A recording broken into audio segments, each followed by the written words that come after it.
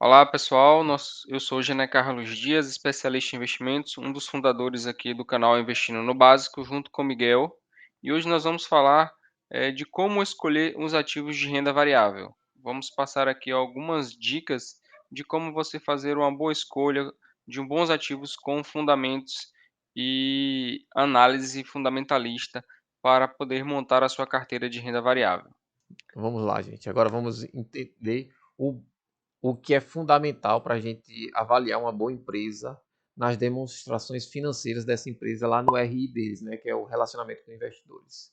Mas primeiramente, como o Gene Carlos vai apresentar aí, o que é que você tem que levar em conta são os pilares do seu perfil do investidor. Então, como a gente falou anteriormente, a gente vai falar sobre demonstrações financeiras das empresas, alguns aspectos que dentro da demonstração financeira, que tem três etapas, que é a demonstração do resultado do exercício, DRE, fluxo de caixa e balanço patrimonial, o que é que você deveria, no nosso ponto de vista, levar em consideração a escolha do seu ativo. Então, entender essas demonstrações financeiras traz o quê? Traz tranquilidade financeira, traz uma certa fundamentação na escolha dos seus ativos e você fica mais tranquilo. E uma coisa que eu tinha muita dificuldade também no início, que trouxe tranquilidade após eu entender as demonstrações financeiras das empresas que eu compro, é você saber mais ou menos se a empresa está cara, isso é relativo, certo?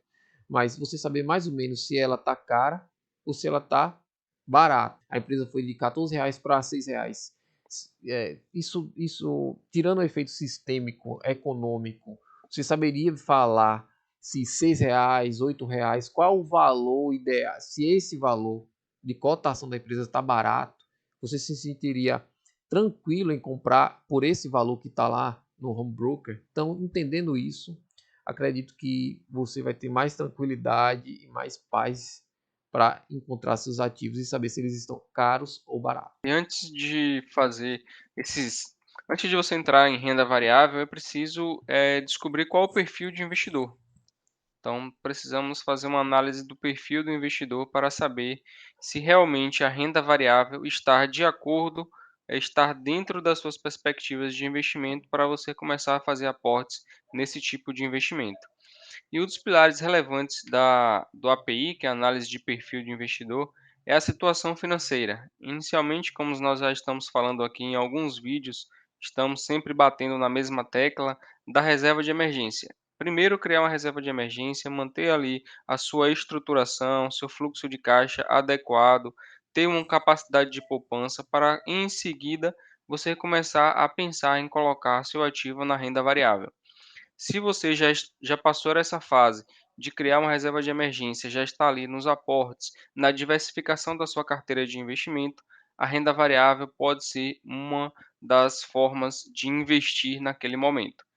Passando para o segundo passo do Suitability ou do API, é o conhecimento dos produtos. É o que Miguel vai estar passando aqui com mais detalhes.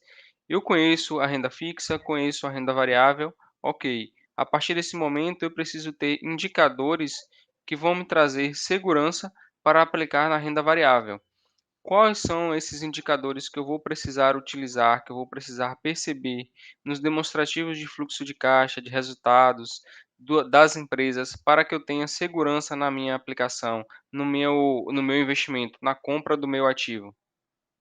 Tudo isso são dados que você vai encontrar na divulgação dos resultados das empresas. Acho que é a cada trimestre, não é, Miguel? É, Trimestralmente, trimestralmente. isso. Trimestralmente as empresas elas divulgam os seus resultados. Você vai divulgar todo esse resultado e esses resultados eles são encontrados facilmente em alguns sites na internet que vai te trazer esses dados e a partir daí você vai tomar a sua decisão. Realmente essa empresa faz sentido entrar nela? Ela está cara, está barata? É uma empresa que tem uma perspectiva de crescimento no futuro ou não? Em que setor ela está? Ela está nesse setor e o cenário macroeconômico está mais propício para esse setor? Eu vou pensar em médio e longo prazo. O indicado sempre que nós passamos aqui, que é o meu pensamento e o de Miguel, é o investimento em longo prazo quando formos aportar nossos recursos na renda variável. Existem estudos que demonstram que quanto mais prazo, mais tempo você fica com os ativos com bons fundamentos, menor é o risco de você ter perdas com esse fundamento, com esse ativo. Então você mantém esse ativo na sua carteira, ele vai subindo ao longo do prazo, ao longo do tempo, com o passar dos anos, e seu risco vai sendo mitigado, você vai diminuindo esse risco com o investimento no longo prazo. É aquilo do risco, retorno. Se eu quero assumir mais risco para ter mais retorno, eu tenho que ter a consciência de que eu preciso de mais tempo naquele ativo, de estar mais tempo segurando ele, encarteirando. É o buy and hold que nós falamos, que eu sento em cima do ativo e fico ali com ele e vou carregando até o longo prazo, porque eu fiz uma análise mais detalhada, uma análise mais específica e comprei este ativo.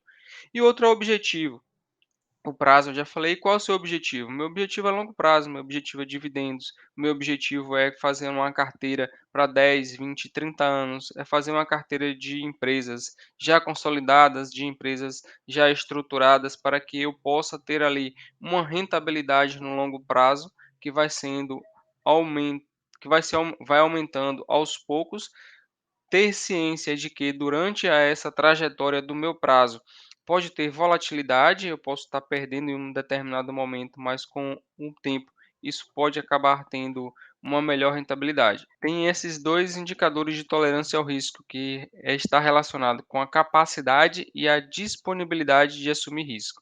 Capacidade significa dinheiro. Quanto de dinheiro você tem que pode estar sendo investido em risco? Quanto de dinheiro você pode colocar lá na sua carteira em ativos de renda variável que você sabe que vai ter volatilidade, mas que eu quero um longo prazo? Isso é a capacidade. A disponibilidade é o seu psicológico.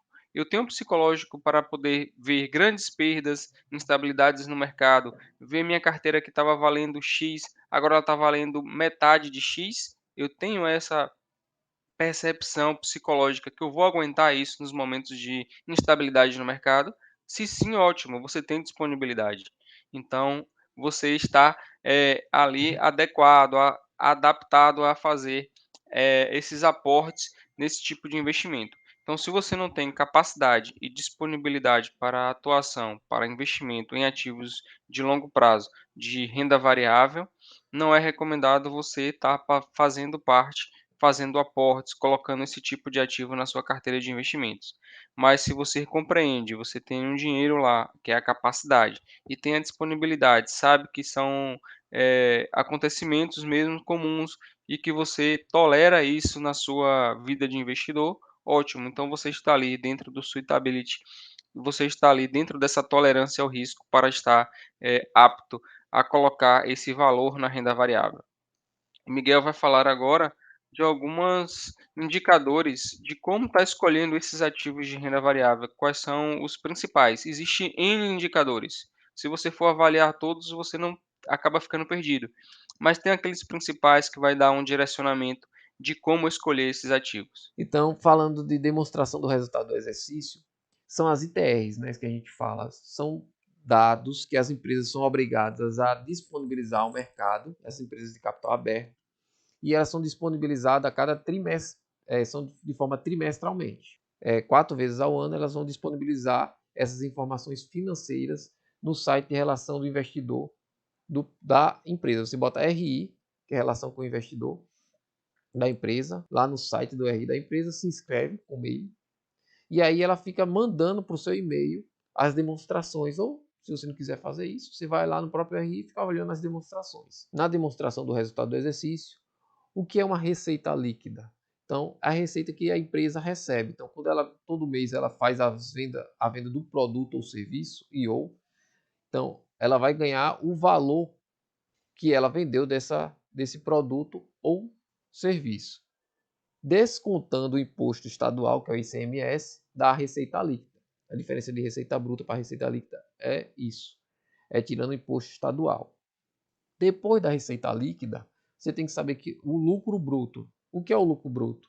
É quando você tira o custo do produto ou serviço da empresa. Ou seja, se a empresa, exemplo aqui a Coca-Cola, quanto é que custa aquela garrafa de Coca-Cola, né? A garrafa com o produto dentro. Custa X. Então, se você tirar esse custo dessa garrafa, quanto é que sobra? sobrou Y. Isso daí é o lucro bruto. É quando você tira o custo do valor do produto ou, se fosse um serviço prestado, do serviço prestado. O lucro operacional é o lucro que sobra após você tirar o custo do produto e o custo associado a vendas, ao marketing da empresa para divulgar o produto, as despesas com funcionários e a administração da empresa. Então, o lucro operacional é o lucro que sobra no final do dia se não existisse imposto, Impostos. se não tivesse imposto nem dívida, se a empresa tivesse dívida zerada e não pagasse imposto para o governo federal, o que sobraria para ela seria o lucro operacional. Por isso que o lucro operacional é um dos indicadores, é um indicador que você usa muito como um indicador relativo, que a gente vai mostrar depois, que você avalia em relação ao preço da empresa, ou seja, quanto é que o preço da ação está sendo negociado na Bolsa de Valores? Por X. Quanto tempo, se a gente fosse pegar o lucro operacional da empresa, se ele fosse receber esse lucro no bolso da empresa, da operação dela, em quanto tempo você conseguiria comprar essa ação? Aí você bota 5 anos, uma boa empresa. 50 anos. Tem empresas que o lucro operacional é de 100 anos. Ou seja, a empresa está muito cara. Para que você vai comprar essa empresa? Então você evita comprar empresas com lucro, com preço sobre o EBITDA dela muito elevado, acima de 30 anos, acima de 20 anos, você evita. A não ser que sejam empresas que são empresas pequenas, que estão ganhando muito mercado, o crescimento está muito elevado. Aí você pode pesar isso e você faz outro cálculo. Mas tirando isso, não. Então, depois do lucro operacional, tem o resultado financeiro, que é o custo que a empresa tem com os juros que ela está pagando com dívida. Ela pode ter receita ou despesa. Tem uma empresa chamada Graziotin, que eu tenho ela em carteira, que é interessante a demonstração do resultado do exercício dela. Ela tem de lucro operacional lá, eu não sei realmente o valor, porque eu não chequei, mas, por exemplo, vamos dizer que ela tenha um lucro no final do dia um lucro líquido de R$100. Desses R$100, R$50 é só de receita do resultado financeiro. Significa que ela pegou o dinheiro dela, investiu, e esse dinheiro que ela está captando com juros é metade do lucro líquido dela. Ou seja, a operação dela gera metade e a outra operação é só com receita com juros de aplicação financeira. Logo após, tem o imposto de renda e depois do imposto de renda tem o lucro líquido da empresa. E agora a gente vai mostrar aqui, a gente pegou a B3, né?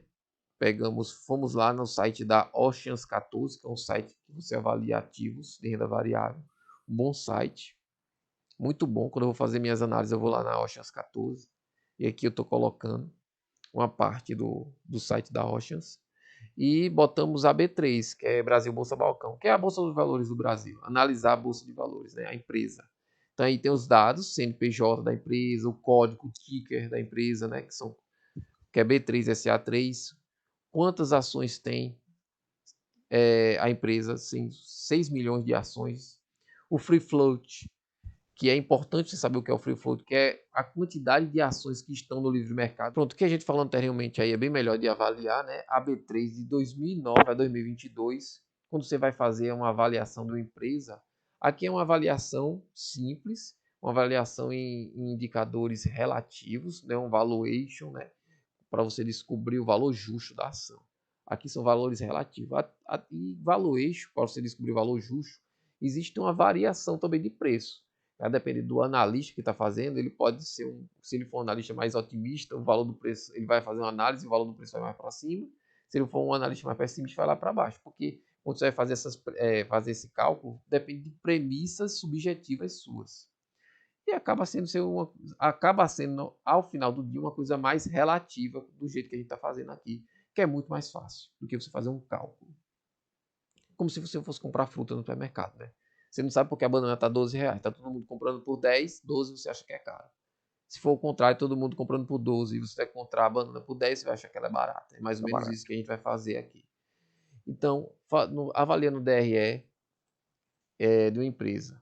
Aqui são os anos da B3 de 2009 a 2022. A receita líquida dela cresceu em torno de 10 vezes. Se você avaliar, 2009 estava aí em valores de milhões. Então tá 1 bilhão e 500 milhões, né? 1 bilhão e 500 milhões em 2009. Em 2022, a receita líquida dela está em 10 bilhões de reais, ou seja, cresceu 10 vezes. O que acontece a longo prazo é que a cotação ela vai acompanhar o crescimento da receita e do lucro. Embaixo tem o custo. O custo é o quê? É o custo do produto ou serviço. E você vê que o custo do produto ou do serviço da B3 tem anos que é quase nada. Ela não tem custo nenhum do serviço que ela presta a gente lá, que é eletrônico. Por isso que é muito bom essa empresa, porque o custo é mínimo. Empresas que têm custos baixos e receita muito alta são empresas que você tem que entrar e comprar. E saber, depois que você analisar isso aqui, que são esses indicadores, você vai para indicadores relativos de valuation.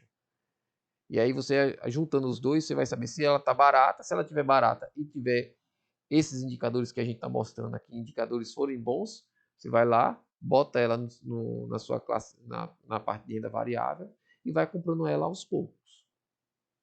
Então, depois da receita líquida, tem os custos. Tirando o custo do produto e serviço, vai sobrar o quê? O resultado bruto, né? O lucro bruto da empresa. Se você ver aqui, tem anos que não tem nenhum custo, então a receita líquida fica igual ao resultado bruto. O que é a margem bruta? É a porcentagem do resultado bruto em relação à receita líquida. Se você vê da B3, tem anos que é 100%, tem anos que é 90%. Ou seja, depois que ela prestou o serviço dela, ela está com todo o lucro no bolso. Tem anos que ela não tem nenhum custo com isso, e tem anos que ela gasta um pouquinho a mais. Despesas com operações, que você vê aí que com a operação ela tem um pouco, sempre tem um pouco de despesa, às vezes tem um pouco até de lucro, né? O que essas são as despesas, como a gente falou anteriormente? São despesas com marketing, são despesas com administração ou com os funcionários ali. Tem um resultado operacional, que é o lucro operacional, o EBITDA, que é um indicador que você tem que avaliar sempre quando você vai avaliar uma empresa. Sempre é o lucro bruto, a margem bruta principalmente, depois o lucro operacional, depois quando a empresa está funcionando, o que é que sobra da operação, né? Se não existisse imposto de renda nem dívida, o que é que sobraria de lucro ali seria chamado lucro operacional, o EBITDA, ou no português a gente chama de lagida, que é o lucro antes de imposto ou taxas, e depreciação e amortização, no caso. Então, sempre você vai ver lá o lucro operacional da empresa. Quanto é que sobrou disso em relação à receita líquida? É chamado de margem operacional. A margem operacional aí da B3 está em quanto? 60%. Ou seja, sobra 60% de toda a receita dela. Em relação a, se não houvesse, como a gente falou, né, despesa com imposto de renda e com juros de dívida. O resultado financeiro dela é sempre positivo, ou seja, ela tem mais aplicações financeiras do que dívida e sempre ela está captando juros. Ou seja, além dela estar lucrando com o serviço que ela presta, ela lucra também com resultado de juros que ela adquire com captação financeira.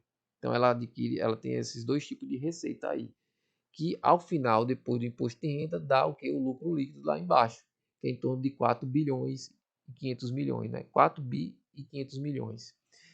Ou seja, sobra ao final do dia 45% da receita dela. Se ela teve uma receita líquida exemplo, de 100 reais, ao final do dia vai sobrar 45 reais. Ou seja, é uma boa empresa. Tem empresas, como a gente comentou anteriormente, como a Heinz, que sobra R$ 1 de cada 100 de receita. Ou seja, se você comparar, eu, no caso, compraria a B3. Porque sobra muito dinheiro. É uma empresa bem consolidada, é uma empresa que sempre está dando lucro, sempre está dando receita, mas a receita está crescente todo ano, cresceu 10 vezes em 10 anos. As margens são muito altas, são em torno de 45% aí a margem líquida. Ou seja, você conseguiu avaliar a qualidade da empresa, como a gente mostrou agora. Depois disso, você vai avaliar o quê?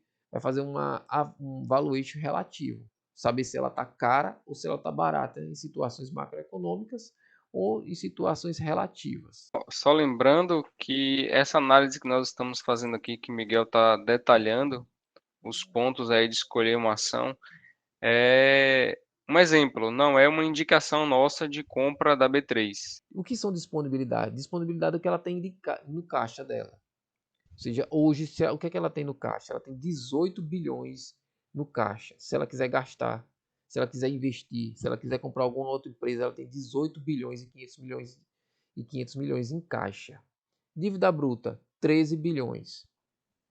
Dívida líquida, ela tem uma dívida líquida negativa. O que é isso? Isso significa que é uma boa empresa. Vamos dizer que a B3 fosse uma pessoa, no caso eu. Se você pegasse minha dívida, vamos dizer que eu tenho uma dívida, eu não tenho dívida, mas vamos dizer que eu tivesse uma dívida lá no banco de 10 mil reais, mas tivesse 100 mil reais aplicado em ações.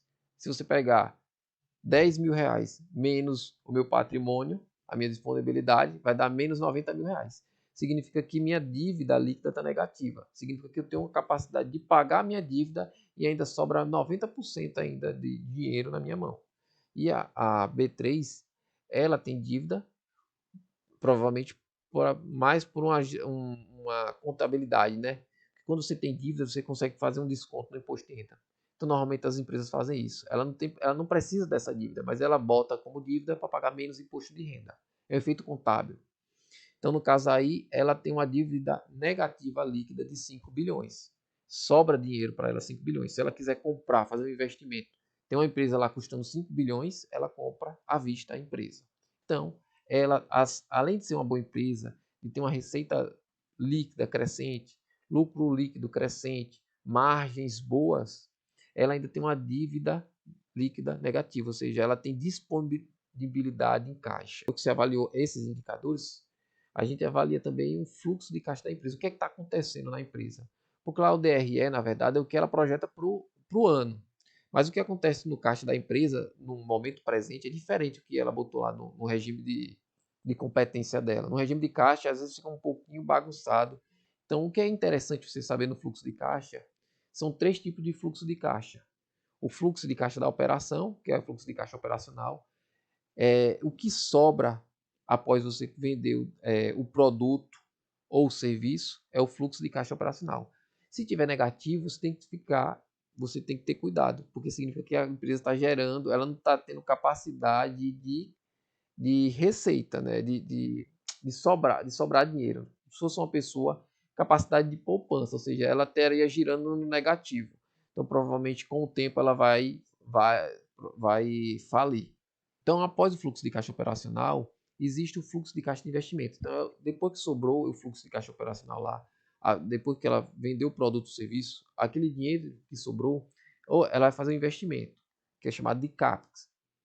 O que é o CAPEX? É quando a empresa ela investe, ou quando a gente fala no imobilizado, ela comprou uma sala comercial, comprou um lugar físico, ou comprou um maquinário, é chamado de CAPEX. Ela está investindo em crescimento, está investindo em estrutura, infraestrutura. Isso é chamado de CAPEX. Mas no fluxo de caixa de investimento também entra também os aportes de investimento, ou seja, se ela não investiu lá no imobilizado, no equipamento para crescimento, ela vai lá e comprou um CDB, no caso. Então, entra também no fluxo de caixa de investimento. O interessante é que empresas de crescimento, ela tem um fluxo de caixa de investimento muito grande, ou seja, essa saída é muito grande. O fluxo de caixa financeiro é o que ela paga ao final do dia para o sócio, o dono da empresa, e para o credor. Ou seja, fluxo de caixa operacional foi 100 reais, aí ela vai disponibilizar dos 100 reais, 50 reais para os investimentos e 20 reais para pagar o sócio, os donos e ao credor, fica no fluxo de caixa de financiamento. Normalmente o fluxo de caixa de investimento fica negativo, o fluxo de caixa de financiamento fica negativo, mas eles podem ficar positivos. Por exemplo, no fluxo de caixa de investimento, se ele ficar positivo, provavelmente ela vendeu um imobilizado ou vendeu um maquinário, ou ela recebeu aquele CDB, aquele aporte que ela tinha feito no CDB, ou numa aplicação financeira, ela está recebendo. Então fica positivo. E no fluxo de caixa de financiamento é quando vai fazer o IPO. No IPO, em vez de ela estar pagando os sócios e os credores, ela está recebendo o dinheiro deles. Ou seja, nesse caso, o fluxo de caixa de financiamento fica positivo. E quando você desconta do fluxo operacional, o fluxo de caixa de investimento e o fluxo de caixa de financiamento, a gente chama de fluxo de caixa total, é o que sobra no final do dia.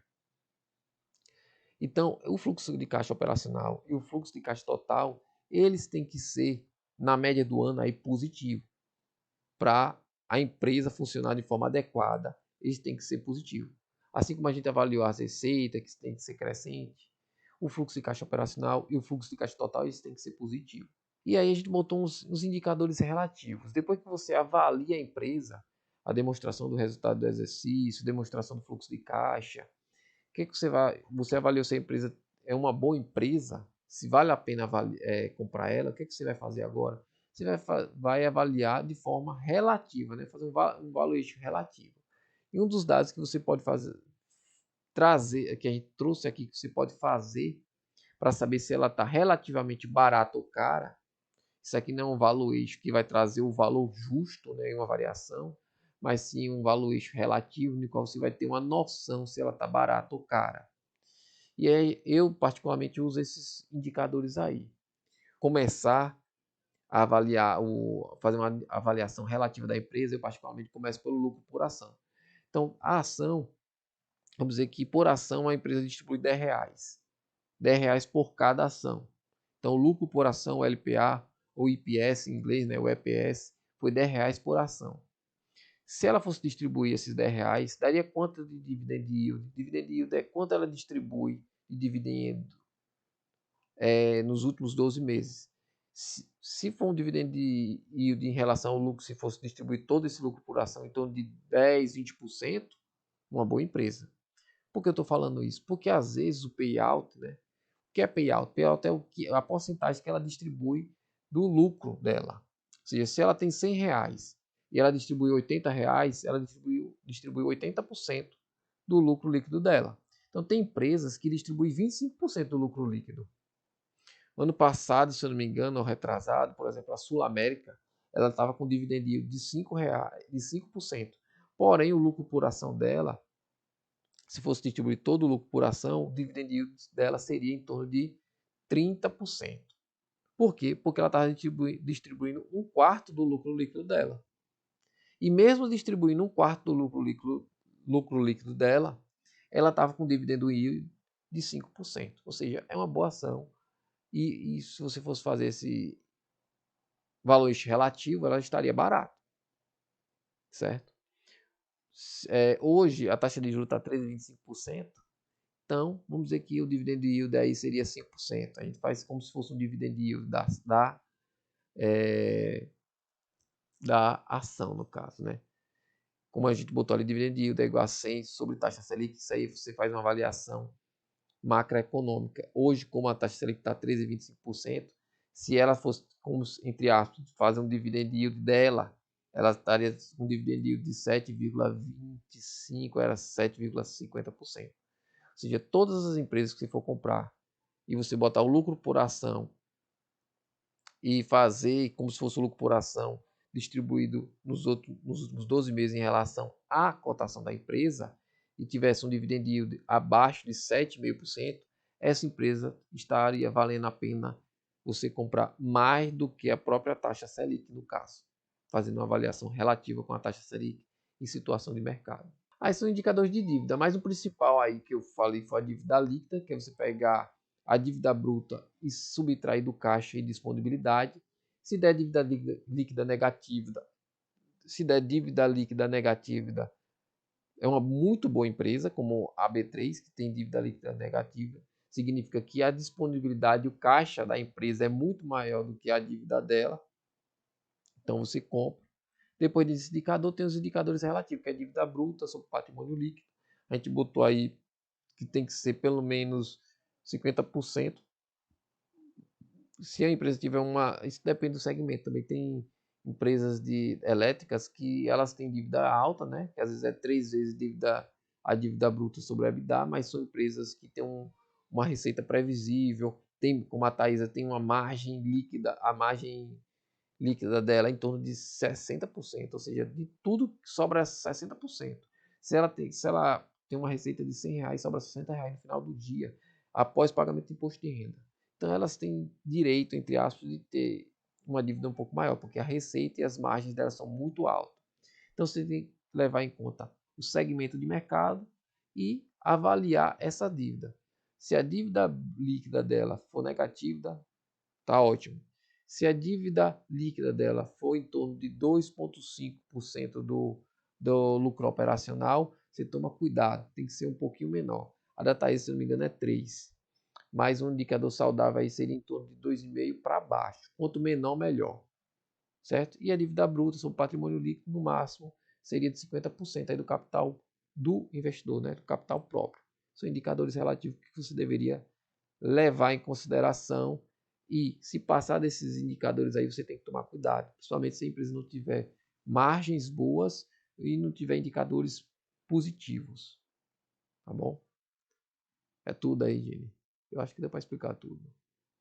Então, o Miguel aí deu uma aula dos principais detalhes e os principais indicadores aí que nós devemos ficar atentos quando formos aplicar em renda variável, escolher uma ação, como aí identificar uma empresa que está tendo bom resultado, baixo risco, menor patrimônio mobilizado, uma empresa que pode te dar aí rentabilidade, bom dividendo yield. Então ele explicou aí com riqueza de detalhes esse passo a passo, essas indicações, esses indicadores no site que ele usa aí para estar estudando e trazendo aí a escolha de um ativo com uma boa análise fundamentalista. Obrigado pela aula aí, Miguel. Aprendi bastante. Nessa parte eu confesso para você que eu tenho um pouco conhecimento, estudei pouco essa parte aí de Eu gosto. estar avaliando, detalhes do fluxo de caixa das empresas para poder estar escolhendo os ativos. Então, parabéns pela aula. Se tiver alguma dúvida, pode entrar em contato com a gente, deixe seus comentários, deixe seu like e nos siga nas redes sociais aí e aqui no nosso canal no YouTube. YouTube. Valeu, Gini. Boa noite. Um abraço, gente. Obrigado. Deixa um like aí, compartilha com amigos. E um grande abraço. Abraço e até o próximo. Até a próxima.